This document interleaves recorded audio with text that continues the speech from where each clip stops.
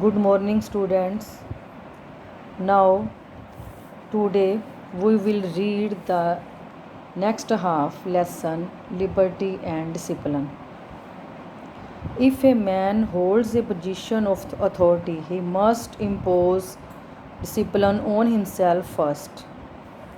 ਜੇਕਰ ਕਿਸੇ ਵਿਅਕਤੀ ਕੋਲ ਪ੍ਰਭਾਵਸ਼ਾਲੀ ਅਹੁਦਾ ਹੈ, ਪੋਜੀਸ਼ਨ ਆਫ ਅਥਾਰਟੀ ਪ੍ਰਭਾਵਸ਼ਾਲੀ ਅਹੁਦਾ, ਇੰਪੋਜ਼ ਲਾਗੂ ਕਰਨਾ, ਤਾਂ ਸਭ ਤੋਂ ਪਹਿਲਾਂ ਅਨੁਸ਼ਾਸਨ ਨੂੰ ਸਭ ਤੋਂ ਪਹਿਲਾਂ ਉਸ ਨੂੰ ਆਪਣੇ ਉੱਪਰ ਲਾਗੂ ਕਰਨਾ ਚਾਹੀਦਾ ਹੈ। It is true that if he gives orders, ਇਹ ਸੱਚ ਹੈ ਕਿ ਜਦੋਂ ਉਹ ਹੁਕਮ ਦਿੰਦਾ ਹੈ, ਦੇ ਵਿਲ ਬੀ ਓਬੇਡ, ਉਹ ਮੰਨੇ ਜਾਂਦੇ ਹਨ, ਉਹਨਾਂ ਦੀ ਪਾਲਣਾ ਕੀਤੀ ਜਾਂਦੀ ਹੈ। But he should keep in mind that he can build up the leadership of the team on the discipline of understanding only.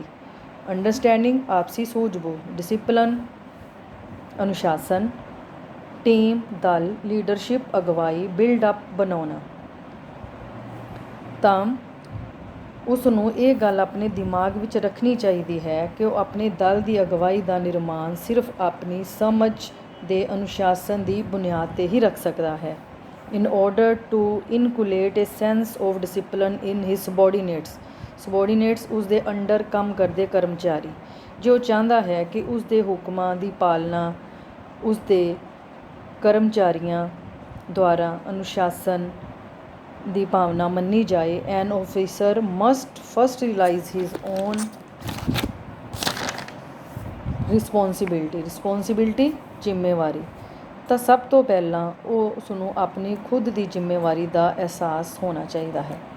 He must displayed high standards of discipline in his own life, ਉਸ ਨੂੰ ਆਪਣੀ ਜ਼ਿੰਦਗੀ ਦੇ ਵਿੱਚ ਅਨੁਸ਼ਾਸਨ ਦੇ ਮਾਪਦੰਡਾਂ ਦਾ ਪ੍ਰਦਰਸ਼ਨ ਕਰਨਾ ਚਾਹੀਦਾ ਹੈ। Only then can his teaching or his instructions have an affect on his subordinates ਕਰਮਚਾਰੀ, ਅਫੈਕਟ ਅਸਰ, ਇੰਸਟਰਕਸ਼ਨ ਨਿਰਦੇਸ਼, ਟੀਚਿੰਗ ਸਿਖਲਾਈ, ਤਾਂ ਸਿਰਫ ਤਦ ਹੀ ਉਸਦੀ ਸਿੱਖਿਆ ਅਤੇ ਨਿਰਦੇਸ਼ਾਂ ਦਾ ਉਸ ਦੇ ਅਧੀਨ ਕਰਮਚਾਰੀਆਂ ਉੱਪਰ ਕੋਈ ਪ੍ਰਭਾਵ ਪੈ ਸਕਦਾ ਹੈ। ਨੋ ਡਾਊਟ, ਕੋਈ ਸ਼ੱਕ ਨਹੀਂ, discipline puts some checks on our freedom, ਕਿ ਜੋ ਡਿਸਿਪਲਿਨ ਹੈ ਉਹ ਮਨੁੱਖ ਦੇ ਉੱਪਰ ਕੁਝ ਪਾਬੰਦੀਆਂ ਵੀ ਲਗਾਉਂਦਾ ਹੈ, ਉਸਦੀ ਸੁਤੰਤਰਤਾ ਦੇ ਉੱਪਰ ਕੁਝ ਪਾਬੰਦੀਆਂ ਵੀ ਲਗਾਉਂਦਾ ਹੈ। ਬਟ ਇਟ ਡਜ਼ ਨੋਟ ਕੱਟ ਡਾਊਨ ਇੰਡੀਵਿਜੂਅਲ ਫਰੀਡਮ, ਪਰ ਇਹ ਕਿਸੇ ਦੀ ਵਿਅਕਤੀਗਤ ਸੁਤੰਤਰਤਾ ਨੂੰ ਘਟਾਉਂਦਾ ਨਹੀਂ।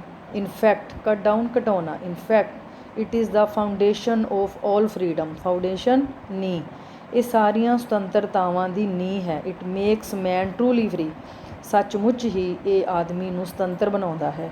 It enable man to live in a community, ਉਹ ਆਦਮੀ ਨੂੰ ਸਮੁਦਾਇ ਦੇ ਵਿੱਚ ਰਹਿਣਾ ਸਿਖਾਉਂਦਾ ਹੈ। And yet retain individual liberty, ਅਤੇ ਉਸ ਨੂੰ ਆਪਣੀ ਆਜ਼ਾਦੀ ਨੂੰ ਬਰਕਰਾਰ ਰੱਖਣ ਦੇ ਯੋਗ ਬਣਾਉਂਦਾ ਹੈ। So it is not at all derogatory of any man or woman, rather it is ennobling. derogatory ਮੈਨੇ ਅਪਮਾਨਜਨਕ। ਸੋ ਇਸ ਦੇ ਵਿੱਚ ਕਿਸੇ ਵੀ ਪੁਰਸ਼ ਜਾਂ ਇਸਤਰੀ ਦਾ ਅਪਮਾਨ ਨਹੀਂ ਹੈ। Rather it is ennobling, ennobling means ਉੱਤਮ ਬਣਾਉਣਾ, ਮਹਾਨ ਬਣਾਉਣਾ। ਇਹ ਤਾਂ ਸਗੋਂ ਉਸ ਆਦਮੀ ਪੁਰਸ਼ ਜਾਂ ਇਸਤਰੀ ਨੂੰ ਮਹਾਨ ਬਣਾਉਂਦਾ ਹੈ। Without discipline no nation can overcome an economic or military crisis, ਅਨੁਸ਼ਾਸਨ ਦੇ ਬਗੈਰ ਕੋਈ ਵੀ ਰਾਸ਼ਟਰੀ ਕਿਸੇ ਵੀ ਆਰਥਿਕ ਜਾਂ ਸੈਨਿਕ ਸੰਕਟ ਉੱਪਰ ਕਾਬੂ ਨਹੀਂ ਪਾ ਸਕਦਾ। ਡੈਮੋਕ੍ਰੇਸੀ ਲੋਕਤੰਤਰ means that responsibility is decentralised, responsibility ਜ਼ਿੰਮੇਵਾਰੀ, ਡਿਸੈਂਟਰਲਾਈਜ਼ਡ ਵਿਕੇਂਦਰੀਕ੍ਰਿਤ। ਇਹ ਲੋਕਤੰਤਰ ਦਾ ਅਰਥ ਹੈ ਕਿ ਜ਼ਿੰਮੇਵਾਰੀ ਦਾ ਵਿਕੇਂਦਰੀਕ੍ਰਿਤ ਕਰਨਾ। And no one can avoid doing something he should do, ਅਤੇ ਕੋਈ ਵੀ ਉਸ ਕੰਮ ਨੂੰ ਨਜ਼ਰ ਅੰਦਾਜ਼ ਨਹੀਂ ਕਰ ਸਕਦਾ ਜੋ ਕੰਮ ਕਰਨ ਦੀ ਉਮੀਦ ਉਸ ਕੋਲੋਂ ਕੀਤੀ ਜਾਂਦੀ ਹੈ। But it is very sad that many of his shirk their share of work, ਇਹ ਬੜੇ ਦੁੱਖ ਦੀ ਗੱਲ ਹੈ ਕਿ ਸਾਡੇ ਵਿੱਚੋਂ ਹੀ ਸਾਰੇ ਲੋਕ ਆਪਣੇ ਹਿੱਸੇ ਦੇ ਕੰਮ ਤੋਂ ਜੀ ਚੁਰਾਉਂਦੇ ਹਨ। But all the tasks if every one of ਅਸ, ਸਾਡੇ ਵਿੱਚੋਂ ਜੇ ਹਰ ਕੋਈ ਰੀਅਲੀ ਵਰਕਸ, ਹਰ ਕੋਈ ਕੰਮ ਕਰੇ, we can overcome any sort of crisis, ਤਾਂ ਫਿਰ ਅਸੀਂ ਹਰ ਸੰਕਟ ਉੱਪਰ ਕਾਬੂ ਪਾ ਸਕਦੇ ਹਾਂ। But all that takes discipline, pure discipline that comes from inside.